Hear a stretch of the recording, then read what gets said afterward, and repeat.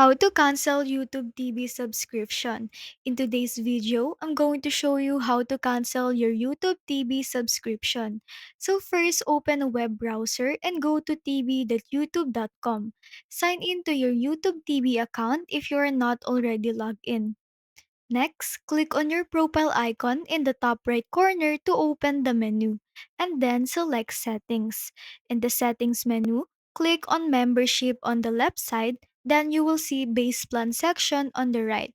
Click Manage next to it.